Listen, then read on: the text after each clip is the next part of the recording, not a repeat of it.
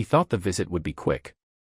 A few polite words, a donation, maybe a photo, and then he would be on his way. That was how these moments usually went. The millionaire stood in the bright hall, his son beside him, hand resting protectively on the boy's shoulder. People smiled, whispered, and watched with admiration. Everything felt familiar, until a small voice broke through the practiced calm and changed the meaning of the room entirely. The little boy stood a few steps away, quiet but steady. He wasn't reaching out his hand or looking around in awe.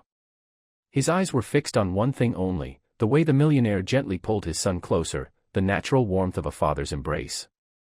When the boy finally spoke, his words were simple and clear. He said he didn't need money. He said he just wanted a hug like the one the man gave his own son. The room fell silent. No one expected that. The millionaire felt the words hit him harder than any request ever had. He had heard countless stories, countless needs, all framed around numbers and solutions. But this was different. There was no demand, no anger, no desperation. Just honesty. Just a child noticing something he himself did not have and daring to name it out loud. The millionaire looked down at his son, who leaned comfortably against him without thinking twice. He realized how automatic that gesture had become, how invisible its value was to him. To this boy, it was everything. He tried to respond, but his voice didn't come. For the first time in a long while, money offered him no script. He slowly knelt so they were at the same level. The boy didn't move back. He didn't step forward either. He simply waited, calm and patient, as if he already knew the answer mattered more than the outcome. In that pause, the millionaire felt something shift inside him, an uncomfortable truth rising to the surface. He had built his life around giving, but he had forgotten how powerful simple presence could be. That was the moment everything began to change, even though no one else could see it yet. The hug was brief, almost hesitant, but it carried a weight the millionaire couldn't shake.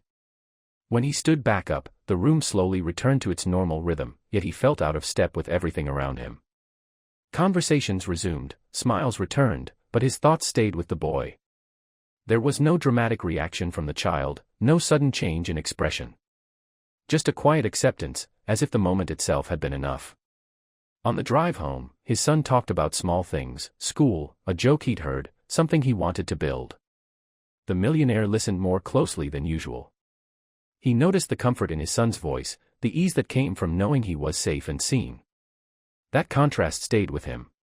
He wondered how many children move through their days without that same certainty, not because of a lack of resources, but because of a lack of connection. In the days that followed, he found himself slowing down. Meetings felt less urgent. Numbers felt less impressive. He began paying attention to moments he once overlooked, the way people waited to be acknowledged, the way a kind word changed a mood. He started showing up more, not as a benefactor, but as a listener. No announcements. No recognition. Just presence. The boy's words echoed softly in his mind, not as a challenge, but as a reminder. Wealth could open doors, but it couldn't replace warmth. Influence could change systems, but it couldn't replace care.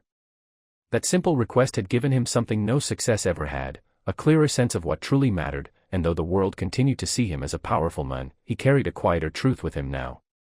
The most meaningful thing he had given that day wasn't money at all. It was a moment of human connection that reshaped the way he chose to live.